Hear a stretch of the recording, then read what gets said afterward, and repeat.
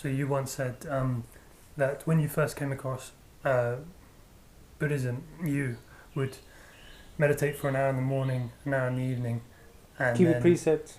Keep the precepts. But then you were kind of lax when it came to things like sense restraint.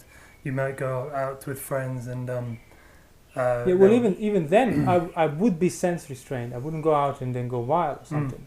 But what I was lax about, what I was not seeing, was like, why would I go out? Why would I do things I wanted to do that was within the precepts and within my meditation routine per day? Yeah, but still, why would I do these things? And it was clearly rooted in sensual desire or distraction and so on. And I wasn't aware of that domain, not at the time. That was the issue there. Like the intentions behind my actions were covered up because I felt justified that I'm fulfilling my duty by keeping the precepts and meditating regularly. So the meditation was like a compensation. Well, them. yeah. It gives you an excuse afterwards, when I started questioning my motivation, regardless of how dutiful I was that day or not, I realized, well, no, but that's where the problem is. The Buddha didn't say, well, as long as you sit in the morning and the evening, do your pujas and chores, it's fine to, distract yourself. It's like, no. He actually didn't make all these external requirements of methods and techniques because he said where the problem is, and if you stay there, everything else will fall into place. So if I were to instead meditate in the evening, meditate in the morning for an hour and watch my nostrils and everything else, if instead I just didn't do that, but at the same time did not act out of a desire to go out and distract myself with wholesome friends, and then endure the discomfort of that desire for 3 days if it lasts, that's my mindfulness, that's my samadhi, that would have been the direct practice. They would have saved me a ton of time. Until I found out later on, just through trial and error basically. But if you don't want to admit that, if you don't want to face the unpleasantness of, losing relationships or practicing celibacy, exactly. then you see this 1 hour in the morning and 1 hour in the evening as very valuable because then you can keeps you grounded. Yeah, makes you able to justify what deep down is a compromise.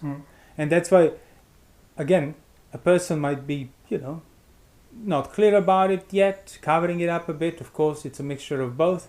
But then if somebody were to point it out, if they were really honest, they would say thank you. They would see the point. If they don't say thank you, and if they start to double down and try to justify the method, the technique, the whatever else compensation they're doing, it's like, oh, now they're fully aware actually that it's all rooted in weakness and a cover-up, which is now this even more habitual defense mechanism. So it's like a doubling down in like dishonesty within yourself. Because again, you read just not even all the suttas, just take a few and you will see. Acting out of desire, acting out of greed, aversion, that's the root of the problem. So, are you spending your time of practice by keeping an eye on whether you act out of these things by body, speech and mind? Or is your practice projected onto some sort of external level norm of behavior, routines, techniques, methods, observations, so that you don't look at the intentions behind your actions? So there is a direct way that will have to result in the right view and liberation, and that way is the way of knowing where your intentions are and not fueling them further. Which is, peripheral in the sense that a technique, it is technique is already craving. Rooted in some sort of intention that's making you do it. If I'm desperately trying to focus on my breath or my sensations in my body, I am craving. There is peripheral to that. Is peripheral to that is your implicit desire. Intention that it's making you basically. It's already making all of your actions kind of giving them a meaning, whatever the meaning is. So in this case, the meaning is, well, let me just absorb myself in it because that's where the knowledge is. So I won't have to deal with that vast open space of doubt, discomfort and lack of clarity on that mental level, which is the worst feeling for somebody who is avoiding it. But you can see why that would be popular in the sense because it's more palpable, more measurable, and also because it plays into already existing cover-ups and dishonesty. But if you expect to understand your eye simply on account of the objects you're observing externally, that will never be what your eye is. Eye is that because of which there are sights. your consciousness can meet sights. Which Even is if elusive. you're looking at a retina through a microscope. Exactly. Then they think, oh, but if I look at someone else's eye, I learn about my eye. No, you're learning about the organ, but you're not learning about the eye faculty. The eye that actually is a basis for vision. And but now if you were to even start to question that view for yourself, exactly, you're going to meet with this thick, impenetrable wall of ambiguity. Well, what are my senses then? This internal thing where I just get warped and distorted and filled with anxiety. So what do? Well, let me just calm myself and, adopt a technique, set of strict rules and so on. And look, the Buddha talks about Vinaya all the time, so it's important. Yeah, it's important to be done rightly. But it's not a justification. No, I'll just adhere to this so I won't have to look at my intentions. No, you keep the Vinaya so that you can reveal your intentions even further. But that elusivity is uncomfortable because... Exactly. Why is then elusivity, ambiguity a problem? Is it because it's not clear? Or is it because it's painful? Oh, so then you assume that clarity will free you from pain. So your pursuit for clarity is simply rooted in craving against pain.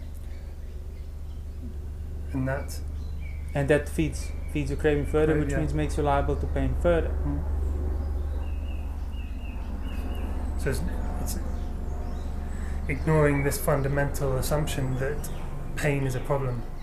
Exactly. And that problem of aversion towards pain and infatuation with pleasure is like at any given level of your experience. Yeah. It's not like, oh, I need to uncover this or something. It's not deeply buried. It's like at the front, at the back, it's everywhere. Whatever you do, that is the guiding principle. So it's obvious in other way if you were to stop and look at it. It's impossible to have an intention in the past or in the future that did not go through that framework. Exactly. That wasn't guided by that framework. All intentions are rooted in a desire not to suffer or craving for pleasure, craving against pain, and craving for indolence when it's neither pleasure nor pain. That's it. But that's the root of the entire universe. But the Buddha saw that not trying to get rid of pain is where freedom from suffering lies. Understanding the nature by understanding it, exactly. Because yes, people who constantly give in to their desires and have means of satisfying them, they will not become aware of the problem and pain of craving, because they never allow time for it to really come to the fore for them to see it. So the longer you allow it, the more familiar you can become with it, the more you allow it to enjoy. Then you have other people who says, okay, see, that's the problem, and then they start saying no to everything. So although initially they might have been more accurate by not engaging with sensuality, they went the other way and now overdoing, saying no to everything just again, so they wouldn't have to feel the pain. They wouldn't have to feel the discomfort. They wouldn't have to feel the doubt. If I can come on that point, because what a lot of people say actually is that, it's my attachment to such and such a thing that is a problem. If I wasn't attached to such and such a thing, this experience wouldn't be painful. It wouldn't be. That is true. In the broader sense, that is correct. Yeah. Yeah, but then it is correct. But then what kind of you end up sort of doing, say, okay, well, attachment. I'll just kind of have to give up all of my objects of attachment. So then nothing will be painful for me. Everything will be fine. Yeah. Kind of forgetting that the attachment to pleasure and pain is also an attachment. Yeah, exactly. So it's only as I said, in the broader sense, that view is correct, but then how you go about it. So you gave up some degree of things, and to that extent you won't be bothered, but fundamentally you're attached to your sense organs. You can't get because, it says monks, because you take what doesn't belong to you, Mara can do what he wants. What is it that doesn't belong to you that you take? Basically you're attached to eye, nose, ear, body, tongue. It's like, okay, so don't take it, because that belongs to Mara, and then you'll be free. But that's not something you can just say no to. That's where that, the other extreme of renunciation loses perspective. Yes, you need to renounce, say big firm no to sensual desires and engaging and acting out of anger and irritation, but that in itself, it's only part of the picture. But if you think that by saying, then cultivating the same blanket no, even to internal states, then again, you overshot the mark. That's why I keep saying, goes back to often I remember even myself reading that, he gets rid of the unwholesome thoughts. How? Well, the Buddha says, by not welcoming, not delighting, not acting out of, by being watchful. And then all the similes of how thoughts disappear. They try to pressure you, try to entice you to come out like a jackal gets turtle so it can bite it. But if turtle doesn't put its limbs out of the shell, jackal loses interest and leaves, and that's how these thoughts are destroyed and got rid of. But usually the attitude is no, no, no to everything, and then no, no, no to my thoughts, and then double down to no, and then just complete loss of perspective, expecting a blanket renunciation to work where basically renunciation doesn't apply. You cannot simply renounce your senses. Oh, let me renounce these eyes, because they're not object of your attention, of your senses, which is what you can renounce.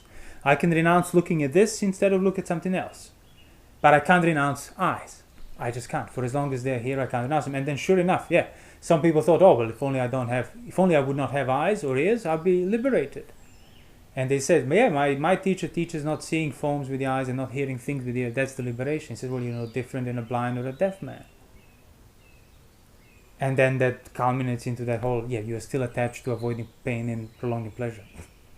And how can you renounce that? You can only train yourself out of it.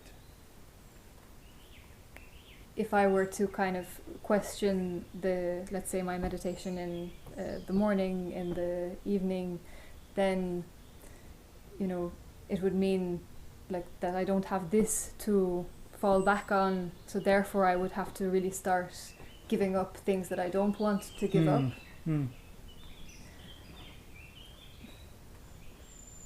Because, if there was no reason, there would be no reason to kind of avoid, to not be doing the Dhamma properly, actually, if there wasn't something that you are afraid to... Well, and that's kind of the irony, like, you genuinely want to do it properly. I know I did from the start, but because of that kind of careless, supposedly, cover up, you're not doing it properly. So you want to do it properly, but you're going about it the wrong way, and that's why you're not doing it properly. And like, even let's say somebody somebody points out, look, it's the wrong way. But now, like, if I have to admit that this might be the wrong way, I don't know if it's the case for everybody, but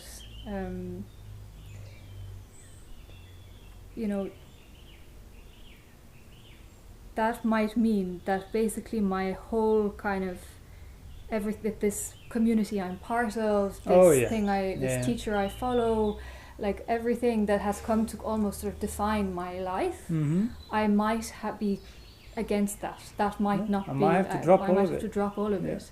That is really a very difficult thing to kind of face. And the more you have acquired down that path of sort of cover up but supposedly practice, yet just acquiring more, the harder it will then be to admit it. The harder it will be to go back and drop it. That's why it's not like acting out and holding wrong views. It's not a neutral thing. It is adding weight to the burden that you already carry. And it will be harder and harder to drop it. And that's the thing, like when you do sort of come up against this, or if you at least have like an inkling of it and then you start admitting it to yourself, it's like this... Like I remember at one point my mind going kind of almost sort of wanting to say, please help somebody tell me what is the right thing. And then I realized, well, look what you're doing, asking somebody else, looking for God, basically. You want an external sort of point of clarity and authority. But then I was like, that's the whole point, of course. That's the whole point. You can't, if I were to go this way and rely on this way, I can't be more sure. That won't make me more sure. The only way out then is to not go out. There is no outside. There is. Exactly. That's the only way out, is to admit that there is no outside of this. Exactly. That's what it boils down to.